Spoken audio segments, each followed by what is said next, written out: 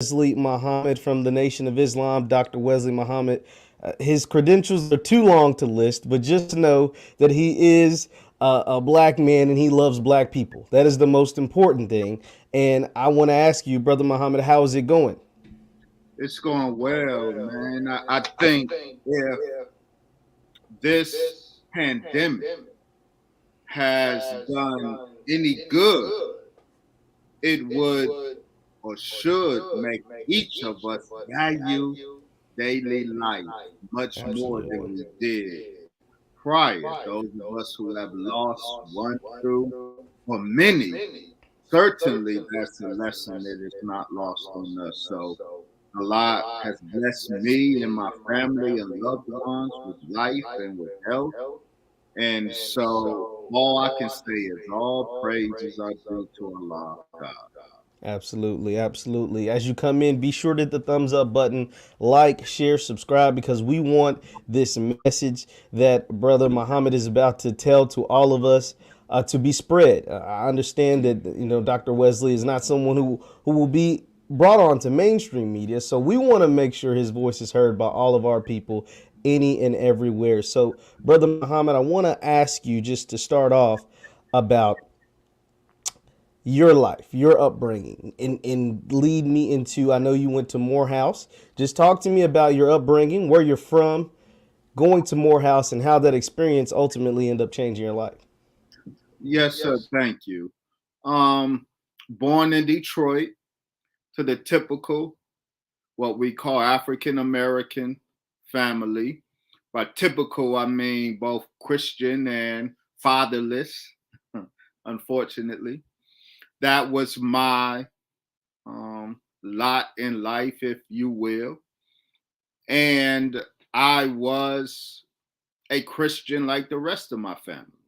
A time came in high school where, while I was not necessarily dissatisfied with being a Christian, I had questions. The Christians that I brought the questions to could not answer them. So they directed me to a scholar of the community. And I spent 2 hours with him, and life was never the same. I was a junior in high school. I went into his classroom on that day, a Christian with questions.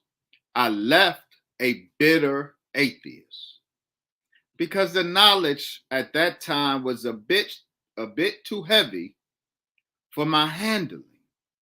So in throwing out religion, I threw out the baby with the bathwater. I threw out God. I became an atheist. I was bitter because I was lied to. And I was in that state for about 2 years, my junior year and my senior year of high school. Then I went to Morehouse, a at this time not really a bitter atheist. The bitterness has subsided a bit, but I was a profoundly arrogant atheist. And I entered Morehouse College that way. But it was on the campus of Morehouse where I was introduced to the Muslims. And I heard a word from the Honorable Brother Minister Farrakhan that shook my atheism. Not only did I encounter the Muslims on campus, but very importantly, for the first time, I encountered the 5% Nation of Islam. And the 5%ers were my first teachers of Islam. Shout out to Wakil Allah, my enlightener. So I was surrounded by 5%ers. Was surrounded by FOI as an arrogant atheist. And the two of them taught me, and I grew out of my arrogance. I have, inshallah, and certainly my atheism. And I accepted the truth of Islam after. This was important. I close here. Because I was an atheist and I hated religion, I wasn't about to be spoon fed nobody's religion. So as I was being taught by 5%ers, as I was being taught by Muslims, I was studying. And I would accept nothing on face value. And I determined that I'm going to study everything. And wherever that critical study led me, and I studied under all of the groups, Morris Science Temple, the Nation of Akibulan. I studied them all. And under them all, I said, wherever the critical study leads me, well, that's where I would be. And that's where I am. With the Wow. Honorable Brother Minister Farrakhan in the Nation of Islam. Wow. Once again, we're talking to Dr. Wesley Muhammad, talking about his upbringing, kind of how he got into the nation. So, Brother Muhammad, you said you encountered these people in college and you encountered the nation in college. When did you finally decide? Because you had a long way to go to come from being a bitter atheist to the position that you are in now. When was it, how old would you say you were, that it hit you that, hey, it's time to make a life change in doing all of that studying that you just alluded to? Well, the seed that is now growing, some would say flourishing, certainly is not, inshallah, at the end of its growth process, but the seed that is growing before our eyes right now was planted, Brother Jeff, in the cafeteria at Morehouse College. When I walked in looking for a brother, and what I found was a 5%er and an FOI actually engaged in theological debate.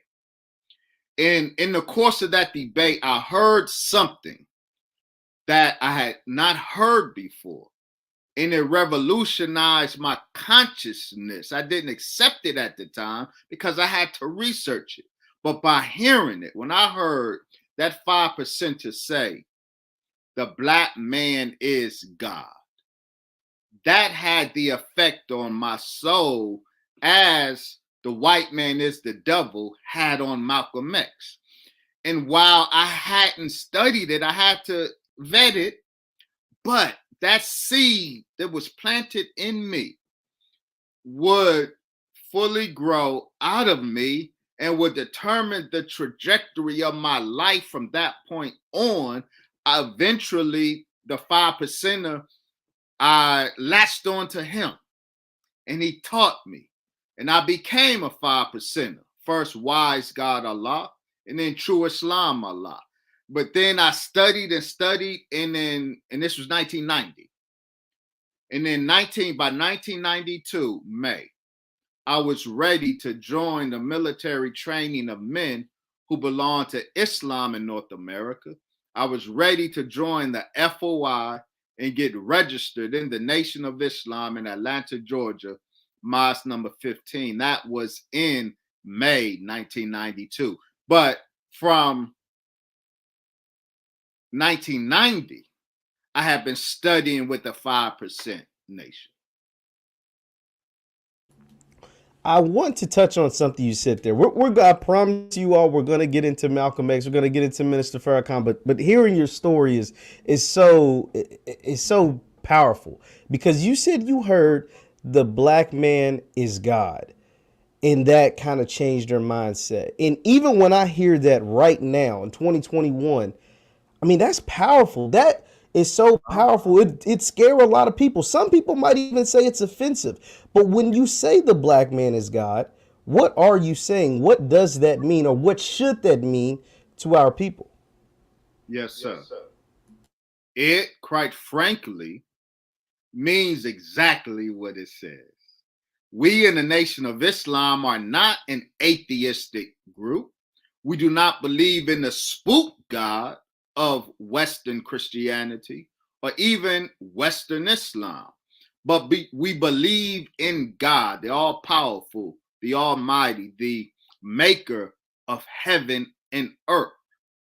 We understand that God is not only a man, but is a black man.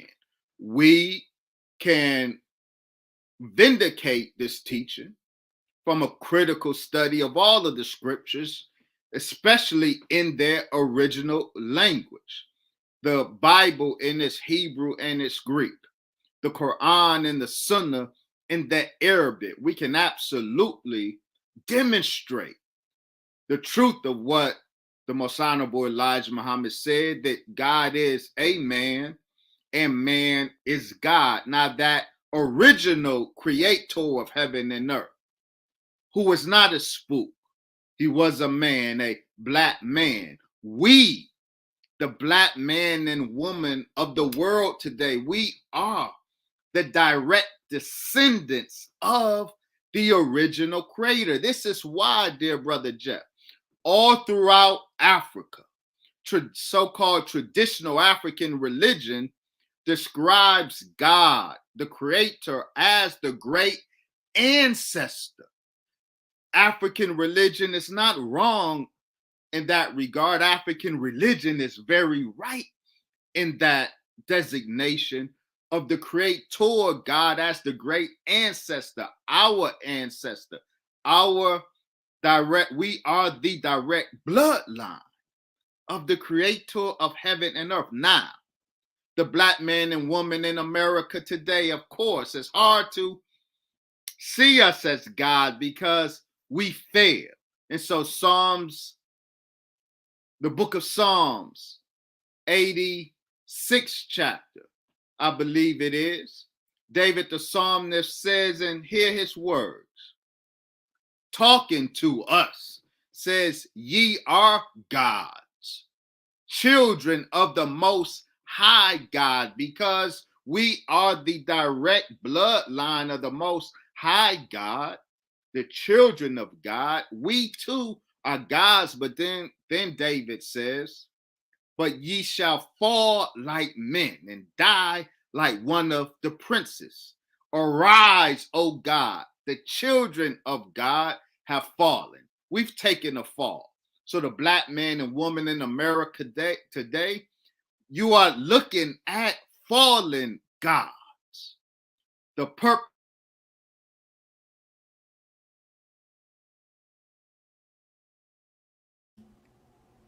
Dr. Wesley, did we lose you?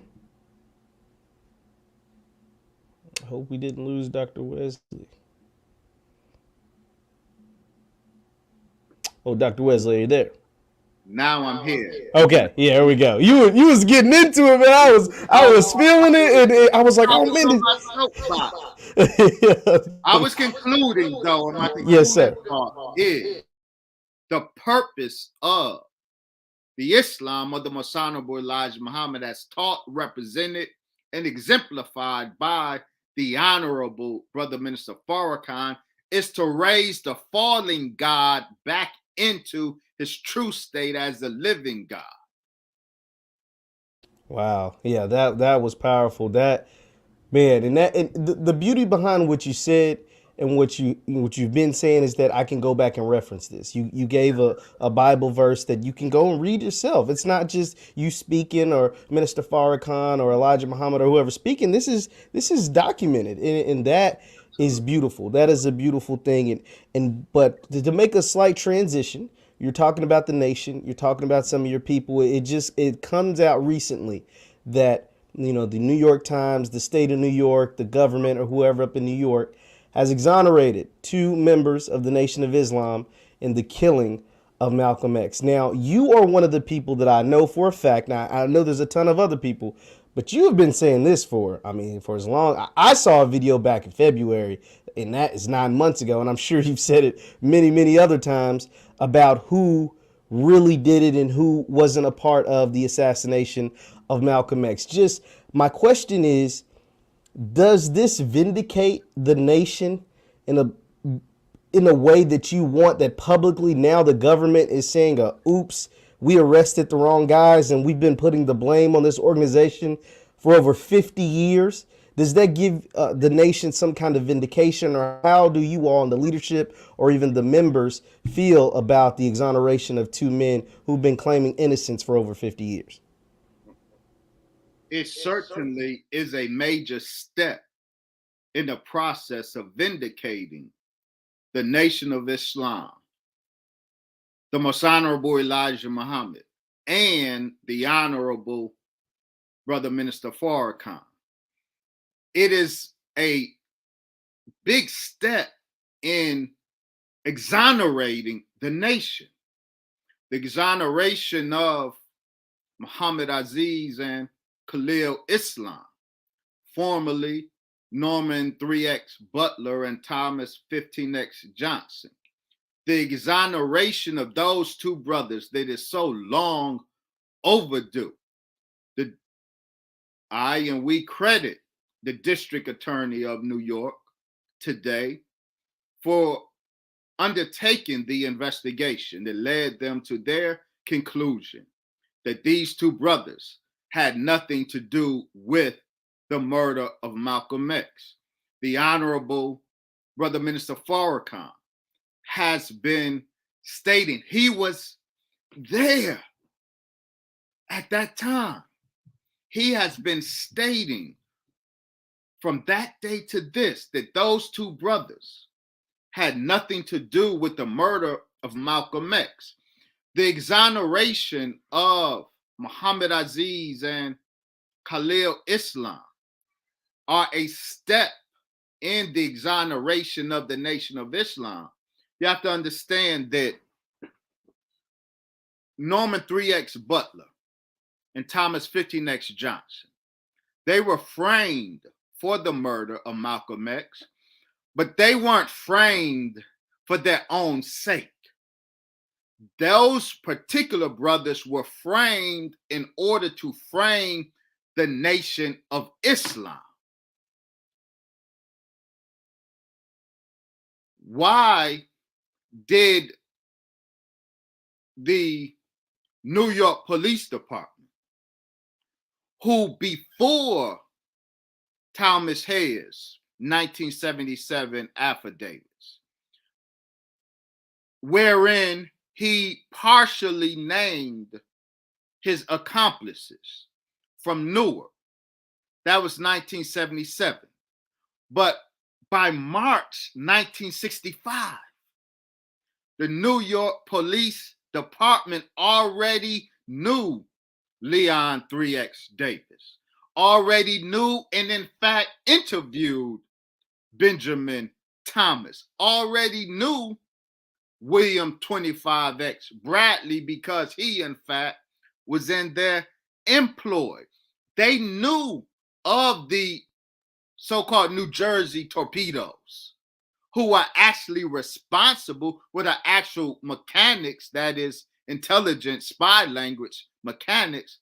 They were actually the mechanics who pulled the trigger and failed Minister Malcolm on that day. Why did they just not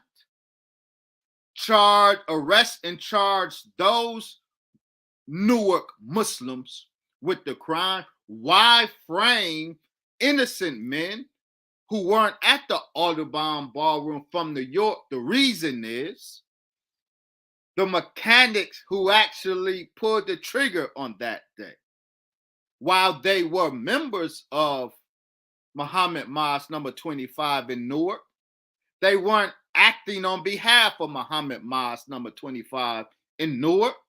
They were acting on behalf of the Federal Bureau of Investigation and BOSSI, the intelligence division of the NYPD.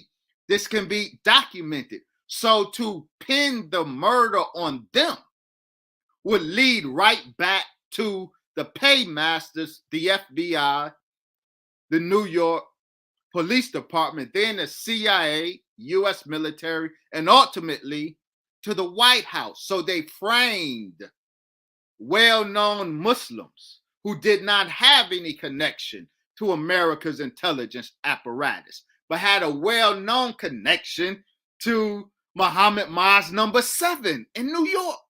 So they framed those brothers in order to frame the Nation of Islam for the murder. In exonerating those brothers, that is a big step in exonerating the Most Honorable Elijah Muhammad, who they falsely claimed gave the kill order, and he didn't.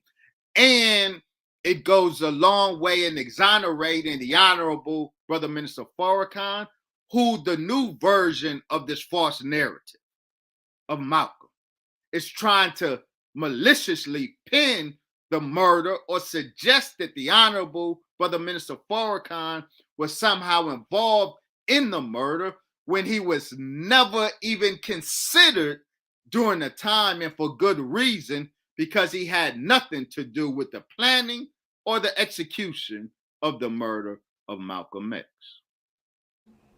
Once again, I'm talking to Dr. Wesley Muhammad of the Nation of Islam. Dr. Wesley, I just want to really thank you for that thorough explanation of what took place. Backtrack a bit, I want to ask you, why is it that, and you can correct me if I'm wrong, well, first of all, has Minister Louis Farrakhan ever come out and said, I apologize for some of the language that I made towards Malcolm X during that time? That's kind of the first part. And second, just, how does he feel knowing that, or no, let me take that back. How do you feel that they tried to derail the Nation of Islam by trying to pin Malcolm's murder and essentially rile up black people to get them to turn on your organization? But I do want to ask you about that first part about the language that Minister Louis Farrakhan may have been using back then. The Honorable Brother Minister Farrakhan, as Minister Louis X of Boston, was a protege of Minister Malcolm. He loved dearly Minister Malcolm X. He looked up, and when you see those videos of Minister Malcolm X giving the enemy hell, invariably right behind him, you see this young brother bearing witness loudly to the truth that Minister Malcolm was speaking, that Minister Louis X, he loved Malcolm, and he loved the teacher of both he and Malcolm, the Most Honorable Elijah Muhammad. So when there was a parting of the ways between these two men that Minister Louis X at the time loved so dearly, it hurt him. It hurt Minister Farrakhan when Malcolm ratcheted things up in the press and used the press to scandalize his teacher, the Most Honorable Elijah Muhammad, as he did. This inflamed and hurt not only Minister Louis X, but it hurt and inflamed all of those in the nation who loved Malcolm, but loved the teacher of Malcolm and knew, as Malcolm said, that it was Elijah who gave Malcolm his wings. This is true. And Malcolm never stopped bearing witness that it was Elijah who gave him his wings, that he would soar, and we all loved his soaring. But when he made the decisions that he made to use the white media to attack the institution of the Honorable Elijah Muhammad like he did, it inflamed us. It hurt us, including the Honorable Minister Louis Farrakhan. Now, this is important about the language. And this is what is missed on almost all of the discourse on Malcolm. The language. There's all of this focus on the language and want the Muslims to apologize for the language that we use. Why did we use the language? It is because Malcolm, on his announcement, March 8th, 1964, he called, in his announcing his separation from the Nation of Islam, he called for his followers to organize rifle clubs. Malcolm and his men immediately began arming themselves. We in the Nation of Islam do not carry arms. We do not carry so much as a pen knife. It is against our religious law to have weapons in our home. So when Malcolm, on his separation, immediately started building an arsenal, this is true. And what folks don't know, before Muslims started attacking with words, there were physical altercations with Malcolm's men who came to Mosque number 7 with weapons drawn, and we don't have weapons. So Malcolm's men were flashing their guns at us, knowing we didn't have guns, was aggressing the Muslims. This is true, with weapons. This is what was going on behind the scenes while we weren't attacking Malcolm in the press. The Honorable Elijah Muhammad, there were physical altercations where Malcolm's men ran up on us with their weapons, and we took their weapons from them and beat them up. Facts. Now, there's physical altercations occurring now between Malcolm's men and FOI. Malcolm's armed men and unarmed FOI. The Honorable Elijah Muhammad sends down the instruction: leave Malcolm alone. Yes, some of the captains were saying Big Red need to be killed. That nigga Red, he need to be killed. Yes, that was said, and the Honorable Elijah Muhammad was hearing it, and he sent down the order to leave Malcolm alone. So, Malcolm's men has an arsenal of weapons that they are using to aggress on our space. And there's physical altercations between armed them and unarmed us. We're fighting. We get the order. We cannot touch Malcolm. We got to leave him alone. So the only thing we're left with is words, is language.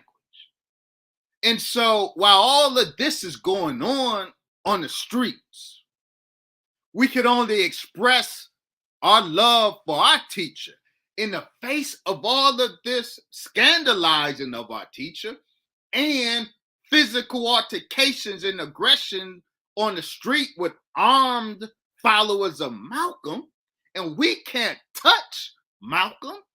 So what we can do is just put pen to paper and defend our teacher against the scandalization and let off our steam against Malcolm, since we could not touch him per divine order. So those who want the minister to apologize, and he did absolutely express regret for saying words that contributed to an atmosphere not created by him, not even created by the Nation of Islam, an atmosphere that was created once Malcolm decided to use our enemy's press to scandalize his teacher.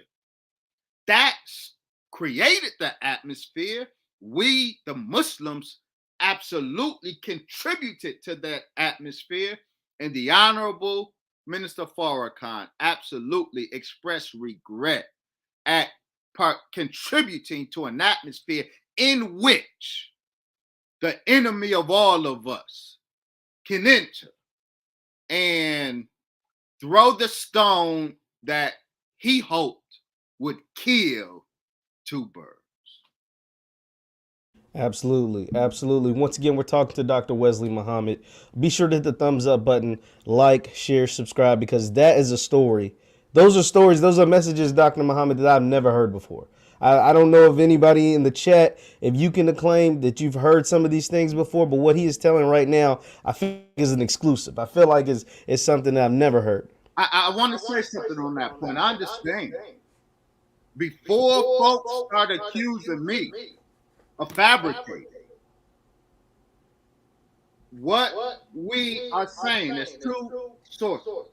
This is the report that I am working on. It's 630 pages. This is just the note. I'm working feverishly on distilling from these 630 pages of notes on the murder of Malcolm X, distilling 100 to 300 pages of document. Everything we said, we are documenting. Most importantly, student minister Wesley Muhammad. Right now, you should all avail yourself to his important work. But didn't y'all kill Malcolm X? Myth busting, the propaganda against the Nation of Islam. He does a great job in helping to dismantle the false narrative that the Nation of Islam killed Malcolm. The government fabricated false narrative that the Nation of Islam killed Malcolm X. So we are saying things that you and many others have not heard before, but not because we have access to new knowledge that dropped from the sky. This information has been known, but the problem is everybody is beholden to the official narrative. And the official narrative happens to be a lie, a government fabricated narrative, the popular narrative of Malcolm X that everybody is beholden to, blindly beholden to. It is government fabricated. So the truth that has been available all of these years, people who write on Malcolm X, and I have to cite these and I will close. See, these are the pillars of the Malcolm X narrative, the false Malcolm X narrative. Certainly regarding the assassination, Zach Condo's unraveling the assassination of Malcolm X. Carl Levin's The Judas Factor. Manny Marable's Malcolm X, and most recently, Les and Tamara Payne, The Dead Are Rising. These, and of course, we can't leave out Peter Goldman, The Death and Life of Malcolm X. These are the pillars of the false narrative of Malcolm X, and everybody is beholden to them, and they are very selective with their data. They omit key points of data, and they overemphasize or misrepresent other points of data. So if you haven't heard this, it's not because we are spinning this or because this data has not been around all of this time. You haven't heard it because the popular understanding is imprisoned within the government fabricated official false narrative of Malcolm X. Wow. Wow. Once again, I'm talking to Dr. Wesley Muhammad. Be sure to hit the thumbs up button, like, share, subscribe to your friends, because this message needs to continue to get out. This message needs to continue to be spread. Now, Dr. Wesley, after the killing, we're going to move on, I promise. But you're so interesting. You have so much knowledge that I have to continue to ask about that. After the death of Malcolm X, the Nation of Islam, honestly, before the death of Malcolm X, the Nation of Islam was riding really high, I will say, in a sense of notoriety, in a sense of grabbing members. I'm from Louisville, Kentucky, and so obviously one of the most famous athletes in the history of the world is Muhammad Ali. And they didn't want a Nation of Islam member to be world champion. I've done and researched a ton of stuff about Ali and what took place when he was converting over from Cassius Clay to Muhammad Ali. I'm saying that to say, after the death of Malcolm X and pinning the murder a year later on members of the nation could have dissolved. I mean, there's a ton of organizations that were around. I'm wearing a Black Panther shirt right now that were around and very, very prevalent in the 60s that isn't around anymore. But somehow the nation was able to move past that. Every organization's had its bumps and bruises, But to continue, you can correct me if I'm wrong, but to be as strong as ever in 2021, just how was it that your organization was able to, withstand the death of Malcolm, withstand the death of Elijah Muhammad, and somehow, some way, members like yourself, Nuri Muhammad, Ben X, 19 Keys, etc., continue to uplift the organization to maybe its strongest point ever in history? Thank you for that question. And thank you for that acknowledgement. It's very important because part of the false narrative is that the Nation of Islam came with Malcolm and it died with Malcolm. That Malcolm brought all of the numbers, and upon his death, the Nation of Islam swiveled until 1975, experiencing the breathing of its final breath. Nothing could be further from the truth. Malcolm X never had numbers, not from the Nation of Islam in terms of when he left.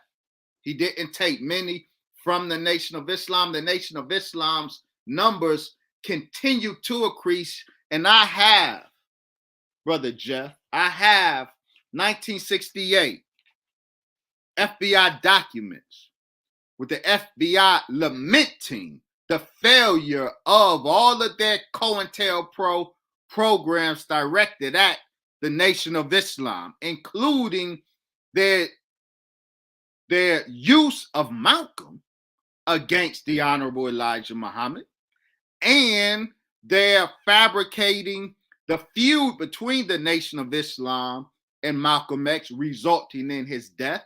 The FBI takes credit for both of those, but lament that none of their programs against the Honorable Elijah Muhammad were successful. Why was it not successful? And why, of all of the targets of the FBI's counterintelligence program, all of the targets were successfully destroyed by the FBI, including the Nation of Islam, but none ultimately in 1975, but none were able to resurrect. None were able to have a presence today as we had the presence then. No other group has as commanding a presence after being targeted by COINTELPRO like the Nation of Islam has. Why? It is because, dear brother Jeff, the Nation of Islam was never a political organization, a source of conflict between Malcolm X and his teacher, the Most Honorable Elijah Muhammad. Malcolm wanted a political organization, but the Nation of Islam was never that. The Nation of Islam is a movement established by God himself. The Most Honorable Elijah Muhammad was not and is not a black leader.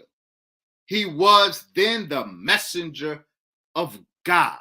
I think the fact that the Nation of Islam is the only group targeted by COINTELPRO who has a strong life after such targeting, the only one. I think that goes a long way in validating the point that the Nation of Islam isn't a secular organized organization, but we are a divinely organized and backed organization or movement. Yeah, that is. I mean, that's special because, like I said, there were so many times where your organization could have folded, or movement could have folded, and was able to withstand. And like I said, 2021, it is just as strong, if not as strong as ever. Once again, I'm talking to Dr. Wesley be sure to hit the thumbs up button, like, share, subscribe, let your friends and family know that we're having this conversation and allow them a chance to hear, Dr. Wesley Muhammad's side of the story and what is very much well documented. Dr. Wesley, I want to shift I gears a just little want bit. to put that Dr. Wesley Muhammad, brother Dr. Wesley Muhammad doesn't have a side of the story. The Nation of Islam has a side of the story, and this is what is critically missing from the false narrative. That's why I appreciate you, brother Jeff, because most platforms who discuss Malcolm X, they go out of their way to leave the perspective of the Nation of Islam out of that conversation. They don't want to hear from us. The Nation of Islam has a side of the story, and the recent exoneration of Muhammad Aziz and Khalil Islam validates our side of the story. Brother Muhammad, you don't have to explain to me. I understand. I read history. I look at it like, how can I take the word of our oppressor? So I know that can't be. There's too many examples throughout the history of Black Americans that your oppressor has misconstrued the story and has infiltrated organizations and told a lie and has made a lie of the organization. I mentioned having this Black Panther t-shirt on. I mentioned Muhammad Ali, how, like, if you listen about Muhammad Ali nowadays, you would think he was the most loved person in 1965 and 66. He was the most hated man in America, like, easily. And so to tell that story now, to hear it now, and to know the truth. Muhammad Ali, Yeah. 1965. So I trust me. That's why I'm glad you are here to tell what it may be considered the other side and able to speak up for the nation for sure. I'm happy to do so. And I want to shift gears just a bit, Dr. Wesley. You are an advocate and speak a ton about hip hop and about rap music and the what takes place. And one word that you have used is phantom frequency. When I say phantom frequency, I want to kind of build this up a little bit. You talk about the 808s and the chakra, what takes place in the frequencies of these beats and this music that goes through our bodies and how it makes us feel and how it can react a certain way and those are the things that, and someone might hear that and like, oh man, this guy, I don't know what he's talking about. I listen to rap music because I like rap music. And then on a much larger scale, and someone who isn't associated with different things, but Kanye West said the same thing. So now several ears might be perked up. Okay, Kanye said it, but Dr. Wesley's been talking about this for a while.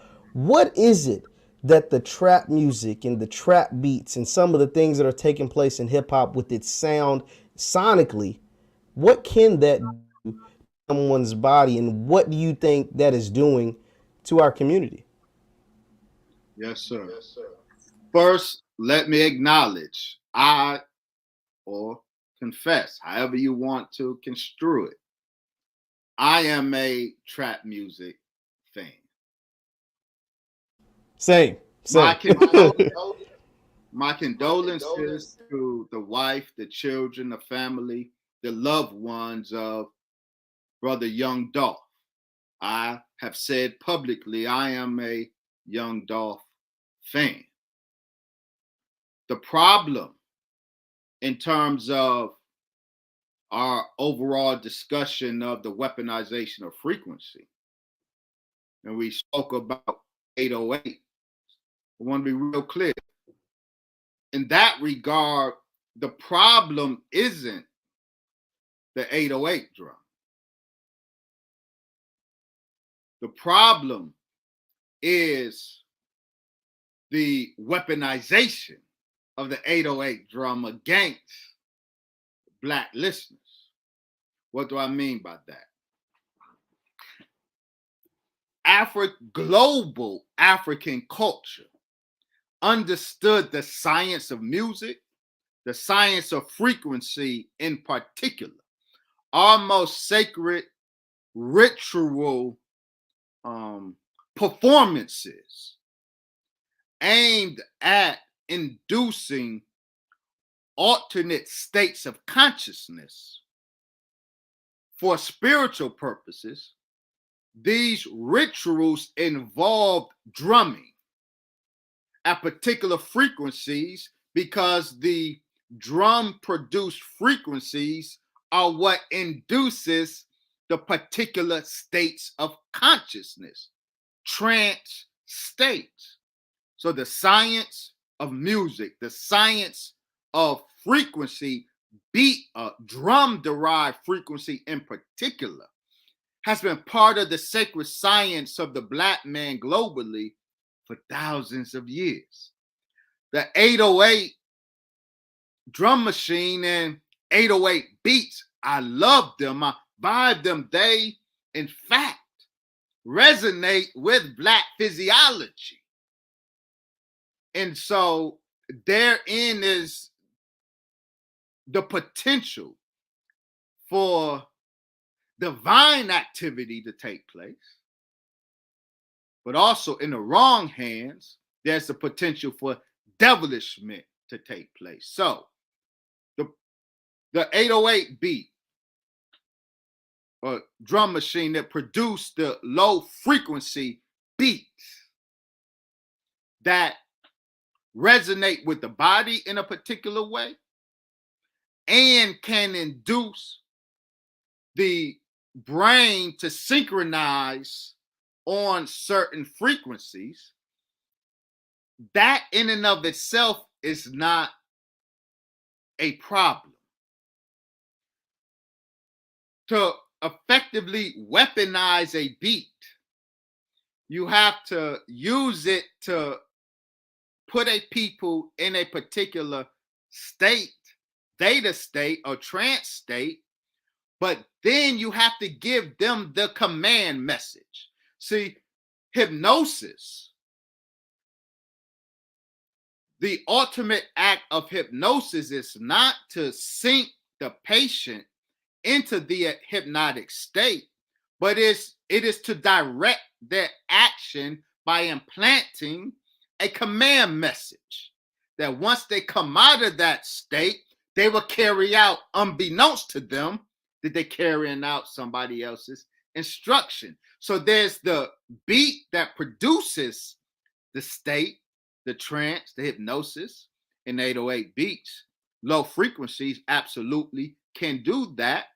But if you ride that beat with a divine message, then you can produce a divine outcome. If you ride that beat with a wicked command message, then you can produce a wicked outcome. So I love Future. Like rhythm of 808s. My trap confession. Future makes some of the most awesome use in the modern era of 808s. In one of his most 808 drenched songs, I Hate the Real Me, the hook says, I want to get as high as I can. I want to get as high as I can. I want to get as high as I can. See, that's the command message riding the 808 beat. In this case, the 808 ain't the problem. The command message is the problem. Now, you take that command message out and ride that 808 beat with another message. I want to be as divine as I can because the Black man is God. I want to be as divine as I can. I want to be as divine as I can. I want to be as divine as I can instead of I want to get as high as I can. Then it will produce a different outcome. So the 808 itself isn't the problem, but the 808 manipulated and paired with the wrong command message. That's the problem. And unfortunately, that defines trap music today. And so the message, the command message must be changed. We don't need to abandon the 808. I love the 808. It resonates with my physiology. as it does with most black people. What needs to be done is the command message right in those beats need to be changed. Yeah, I love that because I'd be a hypocrite if I said I didn't listen to it neither. I know for a fact that I listen to trap music, rap music, these things, but I can definitely see where that beat resonates and has like the frequency and the command message is definitely repeated over and over and over again. Sticking with hip hop in music, you are known for spreading the message that weed feminizes the black man. Explain that to me. What does that mean? Where do you see that? What makes you say that statement? First, let me thank you. I love how you said it because you said it accurately. I was waiting to hear if you would repeat the popular narrative, which is totally false, but has dogged me from the day, actually the evening, when I first gave that lecture at Mas Mariam and spoke on how weed feminizes the black man. That night, all the blogs said, Nation of Islam minister Wesley Muhammad says weed makes a black man gay. I never said that. I said weed feminizes the black man. And what we have to understand is there's sexual feminizations and there's non-sexual forms of feminization. But all we know is sexual feminization. So we hear feminization and we automatically think homosexuality. I never said that. That was never my postulate. I said, as you accurately quoted me, we feminizes the black man in a myriad of ways. Now, what I spoke on then and what was the easiest illustration of how weed feminizes the black man is the hyper emotional state that it produces in us. Homosexuality isn't a sign, the greatest sign of weed feminizing the black man. Hyper emotionality is, because this new form of marijuana, which is not God's holy herb or herb, cannabis. Ain't nobody smoking God's cannabis today, to be real clear. Ain't nobody smoking. I don't care if you grow it, you plant seeds in your own backyard. The seed that you put in your backyard was a seed generated in a laboratory, ultimately. The marijuana, with this excessive level of THC and this diminished level of CBD, this is a grafted product. And the first such grafting occurred in the laboratories of the U.S. Army Chemical Corps under a program called Conquer by Cannabis. The U.S. Army in the 60s studied and manipulated marijuana for the purpose of conquering target enemy groups.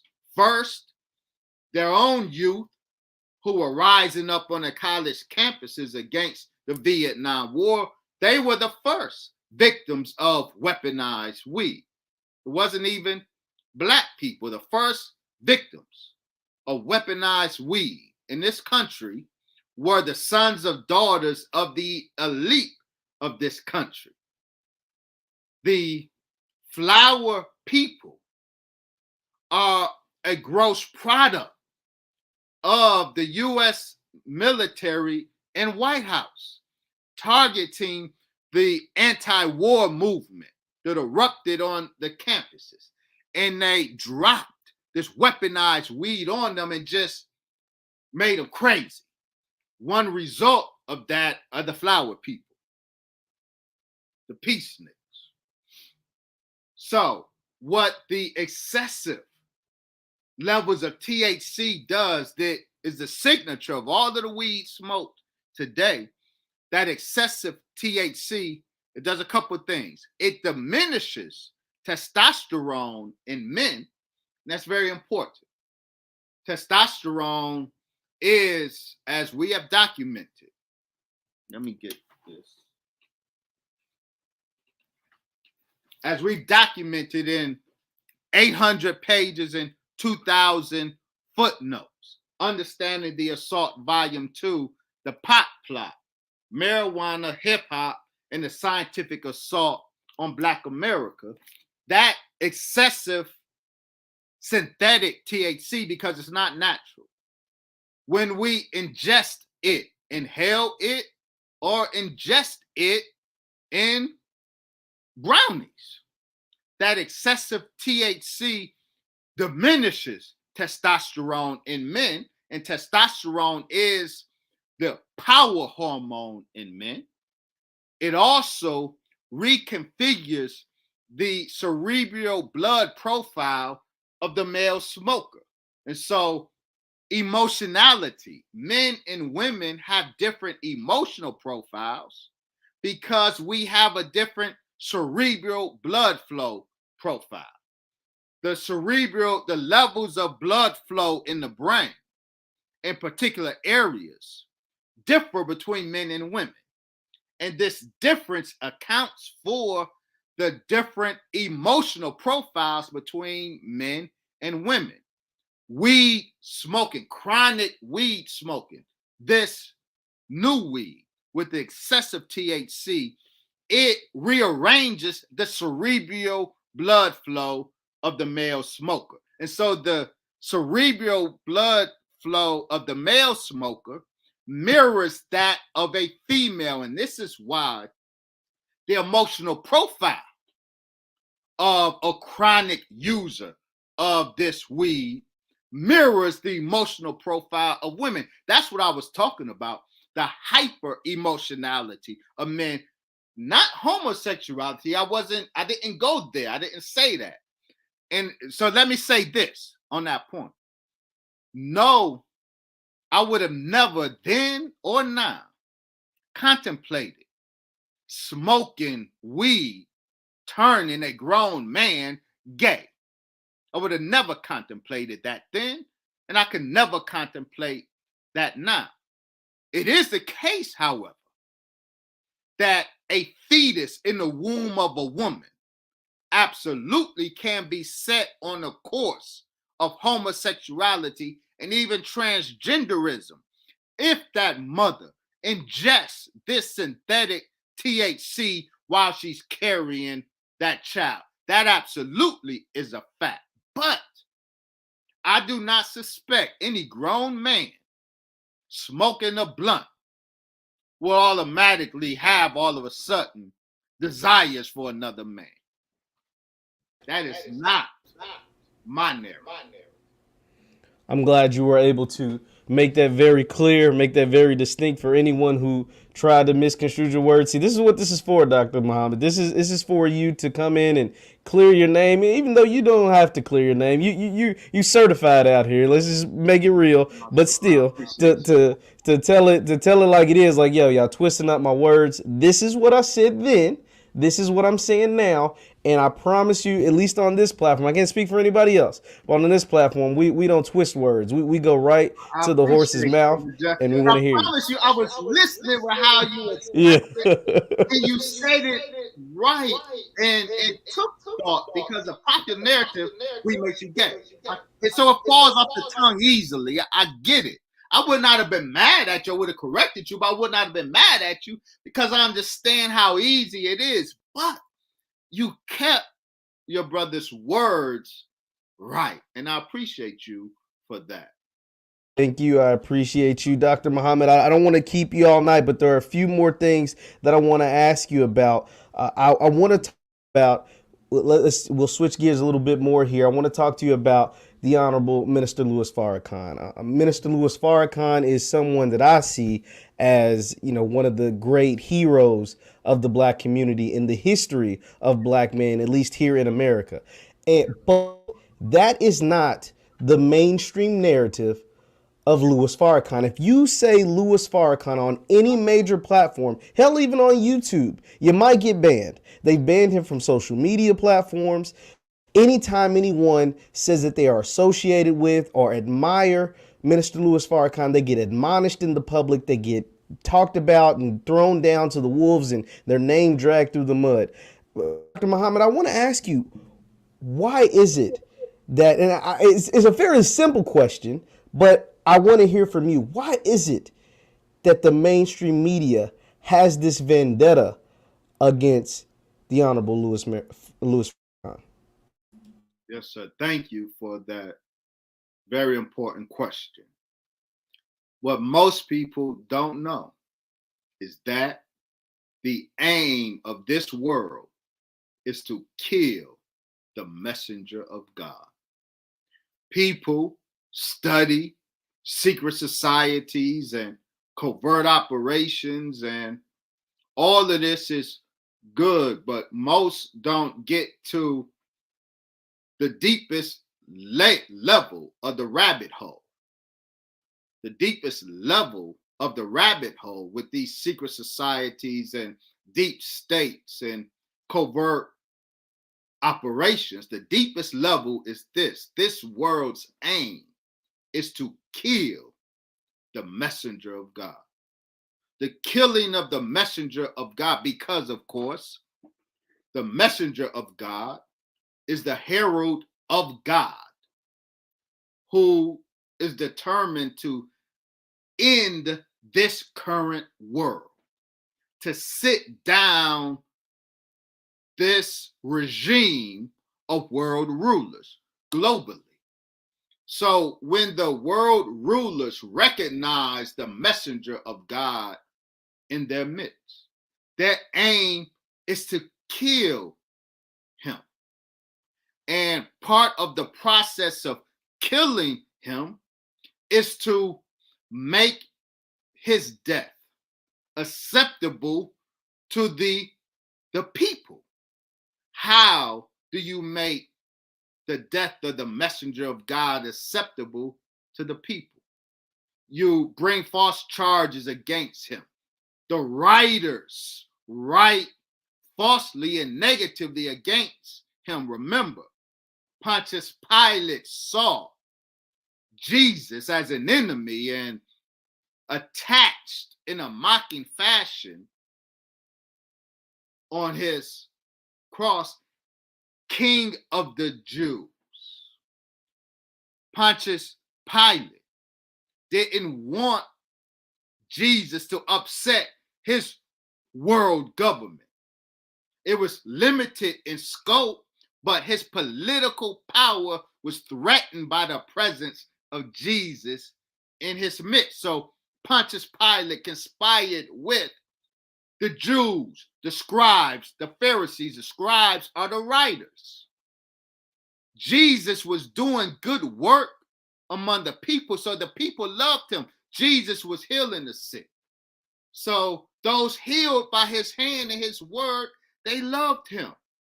The family of those who were blind but now see, they loved Jesus. So there was a real love for Jesus among the people. You can't just kill a man like that without risking an uprising and revolt among the people. So the necessary step prior to the killing of the messenger of God is to villainize the messenger of God among the people, use the press, use the writers to villainize the messenger of God. And that is what you see. The Honorable Brother Minister Farrakhan is the messenger of God. He is the Jesus of those very texts that I was referencing. The Jesus who healed the blind. That's not necessarily physical, it's spiritual and metaphysical. And the people love Farrakhan. And so, in order to do what this world has in their heart to do to this messenger of God, they have to villainize him, use their media to villainize this man, but their efforts fail utterly, even though all of the media are in chorus in repeating the false talking points against the Honorable Minister Louis Farrakhan. He's an anti-Semite. He's anti-LGBTQ. He killed Malcolm. All of these are lies. They're talking points. They're false talking points. All of the media uses them, but the people love Farrakhan as much today as before they encountered these lies. That is a sign that God's hand is on this man, Farrakhan. So nothing, Satan, his enemy, you're my enemy, nothing that he does has been effective. They banned him from social media. Farrakhan's influence with the people has not diminished a bit. Once again, we're talking to Dr. Wesley Muhammad of the Nation of Islam. Be sure to hit the thumbs up button, like, share, subscribe. Now, Dr. Wesley, what you said is very much true. I was introduced to Minister Louis Farrakhan by my dad when I was a young child. And I feel like the narrative then, and I'm only 25, but I feel like the narrative, let's say roughly 20 years ago, wasn't what it is now, at least from what I understand of Farrakhan. You would have a greater understanding than me. But I want to say that the push of him being anti-Semitic is now larger. I mean, it's beyond disbelief. Anytime any celebrity, athlete, whoever takes a picture, makes reference. The biggest example got me when Damon John shouted out Minister Louis Farrakhan at the DMX memorial, at the memorial services of DMX, and people jumped on top of him so much so that he deleted the tweet. Now, that to me is another concern of being weak. But the biggest thing that people were criticizing him of, or Minister Louis Farrakhan, is that he's an anti-Semitic. Where does this narrative come from that Farrakhan hates Jewish people? Where does this come from? Because I've seen a number of sermons or teachings or preachings where he always states, I don't hate Jewish people, but somehow, some way, the folks on what we call mainstream media seem to be running with this. Where does this come from, and how can we, if at all, try to dispel it? We certainly can. That is a canard that they, the press, have trolled the Honorable Brother Minister Farrakhan with since 1984. They have trolled him with that canard since that time when he bust on a national scene so strongly, so powerfully, in his defense of his brother, Jesse Jackson, who the Jews were organizing against, and even some seeking his life. Since 1984 till today, the chief talking point in the attempt to villainize Farrakhan is this bludgeon of anti-Semitism. It's nonsensical from the start to call the Honorable Brother, for white Jews to call the Honorable Brother Minister Farrakhan anti-Semitic, because he may be critical of aspects of white Jewish behavior. White Jews have never been a Semitic people. Yiddish is in no ways a Semitic language. So the prerogative that they take by even using the language anti-Semitic is an act of evil itself. It's an act of usurpation, all while they are acting so evilly against Arabs who are Semitic people. So the truth of the matter is, and we have made the case, that these white Jews who their main talking point is to call somebody an anti-Semite, in order to deflect legitimate criticism against them, they happen to be some of the world's greatest bona fide anti-Semites. Their treatment of bona fide Semitic people on the planet absolutely certifies them as the world's truest anti-Semites. But the Honorable Brother Minister Farrakhan, he made so many important points that are truthful, but this truth exposed the lie that the Black-Jewish relationship was built upon. The Black-Jewish relationship benefited Jews and ill-affected Blacks. But this was an arrangement that most Jews are heavily invested in. The Honorable Brother Minister Farrakhan has been telling the truth about that relationship, that very damaging, that very anti-Black relationship, and in order to deflect that criticism, he has been trolled with the false charge of anti-Semitism. So the reason you hear it so often is because they don't want the people to listen to what Farrakhan is saying, because if you listen to what he's saying, if you move past the anti-Semitic smokescreen, if you are strong enough to move through it, to listen to this man, you will see that he is not teaching hate. He's teaching truth, but it's a very painful truth to those who are guilty of what the truth is calling out.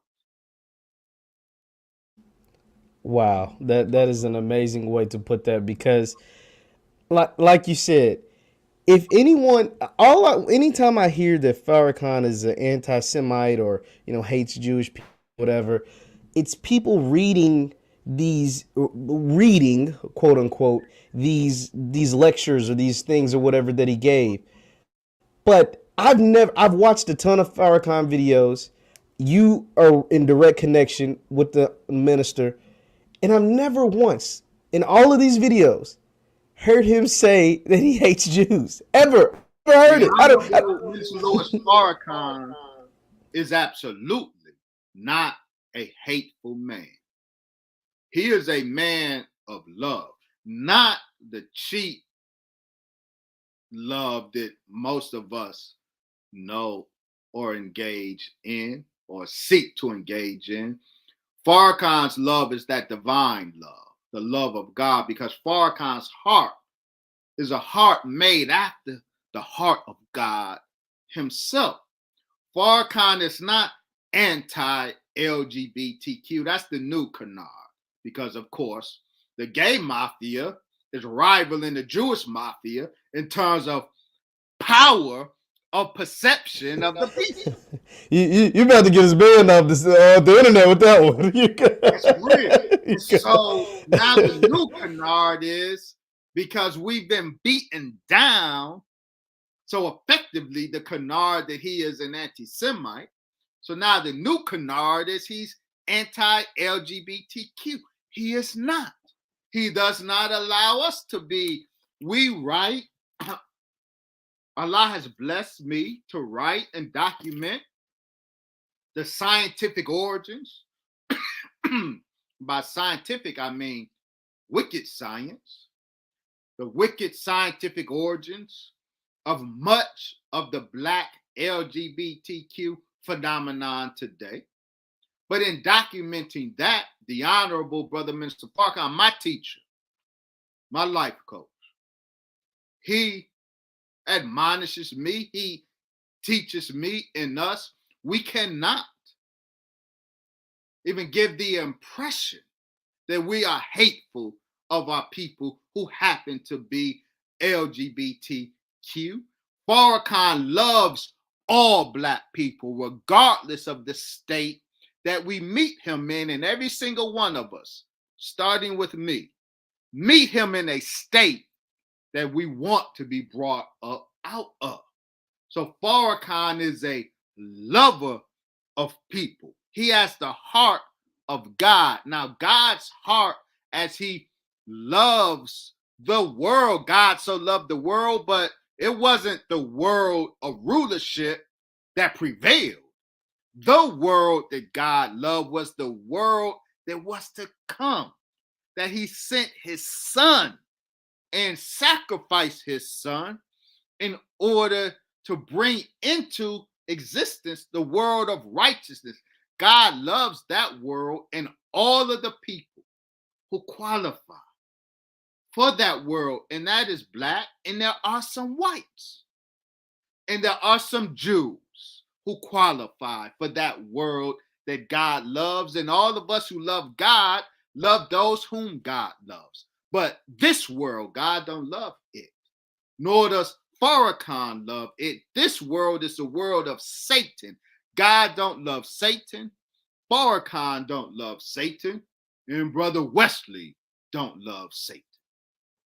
And Brother Jeff don't love Satan either. I'm gonna throw that out there too. I would say that too. I mean, don't leave Good me for out. you, Brother Jeff. Yes, sir. Yes. No, no, Brother Wesley. I want to ask you this: when you don't have to call out anyone, you can let me do it. But when you hear of instances, like I said, where a celebrity, an athlete, a person of prominence, a person who has a large following or whatever, post a picture, post a Farrakhan quote, post a clip or whatever, and then they get all this backlash, and then they delete it, or then they say, "Oh, I don't promote hate of any group of people or all these things," and they kind of publicly bash him after just praising him, but they're only doing it because of what came with it. How does that make him feel? How does that make members of the nation feel? How does that, like, because I understand he's been dealing with it for a long time now, but he is human and you all are human and this is, your leader. How does that make you feel when you know how great he is? I know how great he is. And hell, even these people know how great he is, but the masses has scared them into buckling and to denounce a man who was a black icon. I promise you, it hurts us who follow him way more than it affects him. The Honorable Elijah Muhammad said of his chief minister, the Honorable Mr. Louis Farrakhan. The Honorable Elijah Muhammad said that this world can't bother his minister, the Honorable Brother Minister Farrakhan. Farrakhan is unbothered by the wiles of Satan. Brother Wesley is bothered. Absolutely, Brother Wesley gets bothered. When I see that, I call it switching. The black community has criminalized and villainized snitching. I've suggested that we should criminalize switching. What is switching? It's what you just described. Black people who know the good works of Farrakhan and acknowledge the good works of Farrakhan, but then when Satan approaches them, they switch up. Now, switching bothers me. It doesn't bother the Honorable Brother Minister Farrakhan. He understands. And I am trying to grow, rise above my emotions into the thinking of God and take his color. But switching absolutely bothers me, but I understand it. What Satan, what these people, what their intent is when a black or white person acknowledges the goodness of the Honorable Brother Minister Farrakhan, when they are pounced upon, the aim is to send a message that there is a heavy price to pay to support Farrakhan. The aim is to isolate Farrakhan. They want to isolate him so that when they make their move, he will not, they hope, have no support from the people. And so their method of isolating him is to make it costly to publicly support him. So all of those black or white who would dare to acknowledge the obvious, that this is a good man. Anyone who would dare acknowledge the obvious, The aim is to make the penalty so high, pounce on them so hard that nobody would want to come out and show the minister support. But the masses of the people see that and see right through it. So while those who are pounced upon, some of them switch up. I won't speak of them because I'm not on my father's level yet. I feel some type of way. But trust, he's unbothered by that.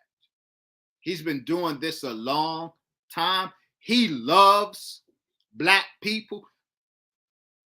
He has loved black people despite the hate that black people give all leaders who try to help us. We wear black lovers of us, we wear them down with black hate. He has been doing this for 60 years. He has endured it for 60 years. He's unbothered by it today. He understands the bigger picture. So switching don't bother him, even though it still bothers me and many of us with him. I don't blame you. It bothers me too. I'm not even a member. I just hate the fact that this man. You see, the lifting of certain black leaders because through the years, because they've been gone for so long, the narrative gets to changing. Whether that's Martin Luther King, whether that's Malcolm X, so on and so forth. So many black leaders, their message has been altered and screwed in the mainstream media as opposed to what they really were saying. But it's because their lives were taken and they weren't here to speak for themselves. Where Farrakhan's been here the entire time, and Yes, there's no construing last messenger. minute stand. And there's no construing a message when the person is live and well and can tell you that ain't true. Like you know what I'm saying? Like that is totally so. That's why I hate the fact that there's so many black people of influence who may even really love Farrakhan, but they do in silence or they do it in the shadows or even when they do it in public, they're bashed so much to where they have to now not only do they have to take back what they said that was that was the truth because I made this point the other day broadcast. I said when you hear the messages of black excellence and black leaders and people that just make sense and that resonates with you, like you can't ignore it. It's like catching the virus, right? Like you're stuck with it and you're stuck with it forever. It's something you can't get rid of. So when I listen to Minister Louis Farrakhan and these messages that he said 30 years ago, right? Like some of them are 30 years ago, 40 years ago in the 80s and 90s. I cannot nothing but love and admire this man because he's been teaching that for, like you said, 60 years. And so I think if more people continue to be introduced to his preachings, and they don't have to come to the nation, but to hear his preachings and hear what he has to say, they would feel the same way I do. And any chance that he may get that chance to be in a mainstream spotlight, they take away his social media. They take away the capital of these people who may highlight him. And that to me is a crying shame for our people. What you just described is precisely why they do their best to cover him with such an ugly blanket because they know his love longevity overpowered black hesitancy regarding him. Any black person who is able to encounter him, they talk about black hesitancy with this vaccine. They have created a black hesitancy toward the honorable brother Mr. Farrakhan. They tried to. But they know that it's paper thin, that the only thing that has to happen is a black person to actually listen to him. For a black person to actually have access to him, and that hesitancy towards him will disappear. So they want to keep black people away from him. In order for their lie to be effective, they have to keep black people from him, keep us from listening to him, keep us from being impacted by his love. And because once we actually hear him, see him, experience Farrakhan, the hesitancy is gone, the lie evaporates. You are absolutely right. You are absolutely right, and that is why, as long as I have breath in my body, I will never say a bad word about the minister because he is someone that impacts me as well. Dr. Wesley, I've kept you for a very long time, but I've enjoyed every second of this conversation. I want to, just personally thank you once again for coming on to our platform, for speaking with me, for dispelling a lot of rumors, for clearing your name, for to tell the truth, to tell the Nation of Islam side and things. And I just want to say thank you. And if you have any words, please go ahead and share. Um, Tremendously honored, Brother Jeff, to you, to my brother, Dr. Boyce Watkins. I'm a great admirer, respecter of, and I love him. I'm honored to be given a privilege of sharing some words with you, sharing space and time with you and your great audience on your platform. Thank you for considering the Nation of Islam in this conversation about Malcolm X. The courage and integrity that you showed tonight, Brother Jeff, has endeared you to me for a long time. So I appreciate you, and I pray that Allah blesses you with continued success. Thank you so much, Dr. Wesley. You can find Dr. Wesley right here at drwesley.online. That's www.drwesleyonline. He has products, sermons, books, all kinds of things that you can find right there on his website. Thank you all for tuning in tonight. Be sure to hit the thumbs up button on your way out. I appreciate it once again, Dr. Wesley, and we